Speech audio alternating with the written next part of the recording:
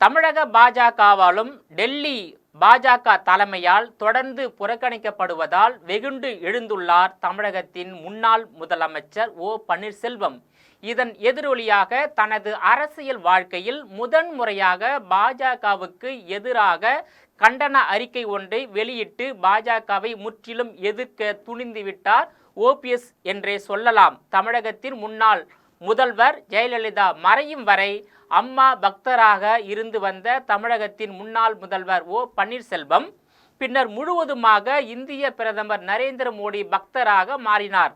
குறிப்பாக தர்ம யுத்தத்தை தொடங்கியது, சசிகலாவின் அரசியலுக்கு முடிவுரை எழுதியது, தினகரனுக்கு ஸ்கெட்ச் போட்டது, எடப்பாடியோடு மீண்டும் கைகோர்த்தது, எடப்பாடியை விட்டு பிரிந்தது, தினகரன் சசிகலாவோடு மீண்டும் இணைந்தது என கடந்த 10 ஆண்டுகளில் பல அவதாரங்களை பாஜகவின் ஆசியோடு எடுத்தவர்தான் ஓபிஎஸ் என்றும் தமிழக அரசியல் களத்தில் பேசு பொருளாக மாறியுள்ளது.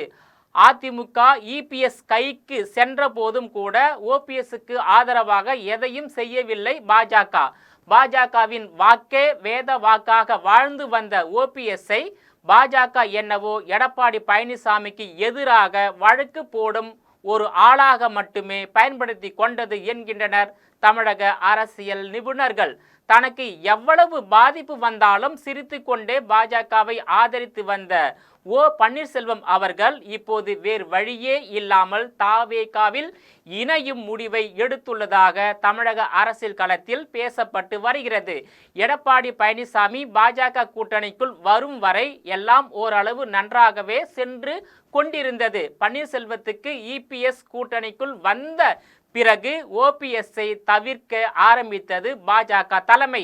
அமித்ஷா இருமுறை தமிழகம் வந்தபோதும் ஓபிஎஸ்ஐ சந்திக்க அனுமதி கொடுக்கவில்லை என்பது இங்கே கவனிக்கத்தக்கதாகும். அதே போல இப்போது உங்களை சந்திப்பது பாக்கியம் என்று கடிதம் எழுதியும் கூட ஓபிஎஸ்ஐ சந்திக்க மறுத்துவிட்டார் இந்திய பிரதமர் நரேந்திர மோடி. இனி வேறு வழி இல்லை என்பதை உணர்ந்து அடுத்த அரசியல் நகர்வை எடுத்துள்ளார் ஓபிஎஸ். இதனைத் தொடர்ந்துதான் சம்கரா சிக்ஷா அபிநயான் திட்டத்தின் கீழ் தமிழகத்துக்கு வழங்க வேண்டிய 2024-2025 ஆண்டுக்கான 2151 கோடி ரூபாய் நிதியை மத்திய அரசு விடுவிக்காதது கல்வி உரிமை சட்டத்துக்கும் கூட்டாட்சி தத்துவத்துக்கும் எதிரானது என மத்திய பாஜக அரசை ஓபிஎஸ் கடுமையாக கண்டித்துள்ளார். இந்த கண்டன அறிக்கை பாஜகவை முற்றிலுமாக எதிர்க்க அவர் துணிந்துவிட்டதை காட்டுகிறது. இதனை பிரதிபலிக்கும் விதமாகவே தாவேகா கூட்டணியில் ஓ பன்னீர்செல்வம் இணைய வேண்டும், பாமகவை கூட்டணிக்குள் கொண்டு வர வேண்டும் என பேசியுள்ளார் முன்னாள் அமைச்சர் பன்ருட்டி ராமச்சந்திரன் அவர்கள். தற்போது ஓபிஎஸும் இதே அரசியல் பாதையில் பயணிக்க தயாராகியுள்ளார் என்பது கவனிக்கத்தக்கது.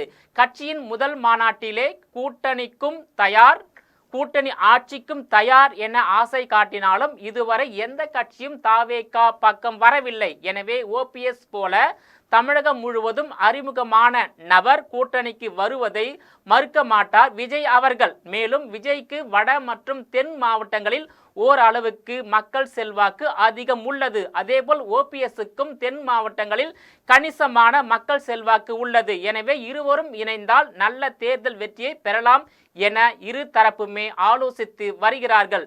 மேலும் டிடிவி தினகரன், சசிகலா போன்றோரையும் விஜய் பக்கம் ஓபிஎஸ் கொண்டு வந்தால் தென் மாவட்டங்களில் கூட்டணிக்கு இன்னும் புத்துயிர் கிடைக்கலாம் என்றும் கூறப்படுகிறது. தாவேகா மற்றும் ஓபிஎஸ் எனும் கவனிக்கத்தக்க அணி அமையும் பட்சத்தில் பாமக, தேமுதிக, புதிய தமிழகம் போன்ற கட்சிகளும் கூட்டணிக்குள் வரலாம்.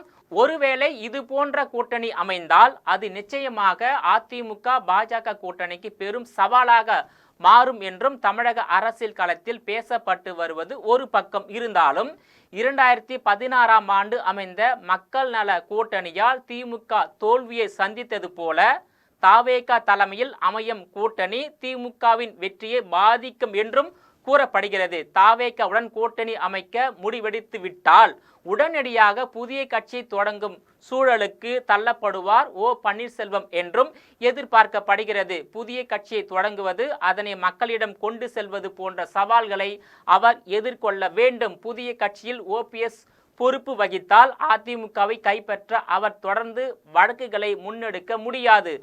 அதுபோல பாஜகவும் வேறு வகைகளில் நெருக்கடிகளை கொடுக்க ஆரம்பிக்கும் என்றும் கூறப்படுகிறது. இது நாள் வரை பாஜகவின் விசுவாசியாக இருந்த ஓபிஎஸ் பாஜகவை பாசிச கட்சி என விமர்சிக்கும் விஜயோடு கூட்டணி சேர்வது எடுபடுமா? ஒருவேளை இத்தகைய அணி அமைந்தால் விஜயுடன் சேர்ந்து ஓபிஎஸ்ஸும் பாஜகவை விமர்சிப்பாரா? ஓபிஎஸ்ஸின் இந்த திடீர் சீற்றம் தமிழக அரசியலில் என்ன தாக்கத்தை ஏற்படுத்தும் என்று பொறுத்திருந்து பார்க்க வேண்டும். குறிப்பாக விஜய் தலைமையில் அமைய உள்ள அந்த புதிய கூட்டணியால் அதிமுக தலைமையிலான கூட்டணிக்கு ஏற்படுத்தும் பாதிப்பை விட திமுக தலைமையிலான கூட்டணிக்கு பெரும் பாதிப்பை ஏற்படுத்தும் என்பதில் மாற்று கருத்து இருக்க முடியாது.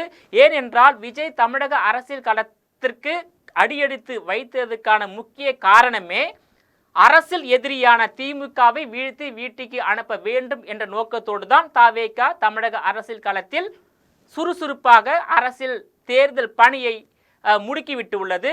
குறிப்பாக இந்த தமிழ்நாட்டில் நிச்சயமாக 2026ஆம் ஆண்டு ஆட்சி மாற்றம் ஏற்படுகின்ற சூழ்நிலையை மக்கள் உருவாக்கி வருகிறார்கள். அதனால தான் தமிழ்நாட்டில் 4 அணியாக உருவெடுத்து உள்ளது. குறிப்பாக அந்த தவேக தலைமையில் அமையும் கூட்டணி ஒரு வெற்றி கூட்டணியாக அமைந்தால் நிச்சயமாக அது திமுகவின் வாக்குகளை பிரித்து திமுக கூட்டணியின் பலத்தை மேலும் வலுவிழக்க செய்யும் என்பதில் மாற்று கருத்து இருக்க முடியாது. 2026ஆம் ஆண்டு நடைபெறும் சட்டமன்ற தேர்தலில் நிச்சயமாக ஆட்சி மாற்றம் ஏற்பட்டு எடப்பாடி தலைமையில் ஆளுங்கட்சியாக அரியணையில் அமரக்கூடிய சூழ்நிலை உருவாகும். எதிர்கட்சியாக ஒருவேளை அதிமுக கூட்டணியில் இடம்பெற்றுள்ள பாஜக கூட எதிர்கட்சியாக வருவதற்கான வாய்ப்பு இருக்கின்றது. ஏனென்றால் 2011ஆம் ஆண்டு அதிமுக கூட்டணியில் இடம்பெற்றிருந்த தேமுதிக 29 இடங்களில் வெற்றி பெற்று எதிர்கட்சியாக சட்டமன்றத்தில் அமர்ந்தது. அது போன்ற ஒரு வாய்ப்பு பாஜகவிற்கு 2026ஆம் ஆண்டு நடைபெறும் சட்டமன்ற தேர்தலில் வரலாம் என்றும் எதிர்பார்க்கப்படுகிறது. இல்லை என்றால் தவேக கூட ஒரு பலமான கூட்டணி அமைத்து தேர்தலை சந்திக்கும் போது நிச்சயமாக ஒரு குறிப்பிட்ட அளவு சட்டமன்ற உறுப்பினர்களை பெற்று தமிழகத்தில் எதிர்கட்சியாக வரக்கூடிய வாய்ப்பு தவேக கூட்டணிக்கும் இருக்கின்றது. அதேபோல் வழக்கம்போல் தனித்தே போட்டியிடக்கூடிய நாம் தமிழர் கட்சிக்கு இந்த தேர்தலில் சட்டமன்ற உறுப்பினர்களின் எண்ணிக்கை தொடங்குவதற்கான தேர்தலாக நாம் தமிழர் கட்சிக்கு இருக்கும் என்றும் எதிர்பார்க்கப்படுகிறது.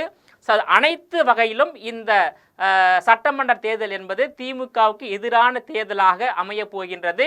2019ஆம் ஆண்டு முதல் தற்போது வரையில் திமுக தலைவர் தற்போதைய முதலமைச்சர் மு.க. ஸ்டாலின் தலைமையிலான திமுக கூட்டணியுடைய வெற்றி 2026ஓடு முடிவுக்கு வர உள்ளது. 2026இல் திமுகவின் வெற்றியை அதிமுக தட்டி பறித்து 8வது முறையாக தமிழகத்தில் எடப்பாடி பழனிசாமி அவர்கள் அரியணையில் அமரப்போவது உறுதி என தமிழ்நாட்டு மக்களுடைய மனநிலையில் இருந்து நம்மால் புரிந்து கொள்ள முடிகிறது.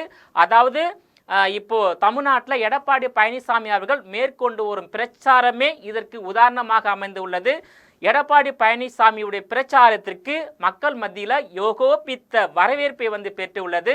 அதற்கு நேர்மாறாக தமிழக முதலமைச்சர் மு.க. ஸ்டாலின் தலைமையிலான அந்த பிரச்சாரம் என்பது ஓரணியில் தமிழ்நாடே உங்களுடன் ஸ்டாலின் என்ற பிரச்சாரம் முற்றிலுமாக தோல்வி அடைந்து விட்டது. இதுவே தமிழகத்தில் ஆட்சி மாற்றத்திற்கான ஒரு அறிகுறி என்றும் எதிர்பார்க்கப்படுவது குறிப்பிடத்தக்கது. நேயர்களை மீண்டும் இது போன்ற மற்றொரு நிகழ்ச்சியில் சந்திக்கிறேன். அதுவரையில் உங்களிடமிருந்து விடைபெறுவது நான் உங்கள் விஜயபாலன்.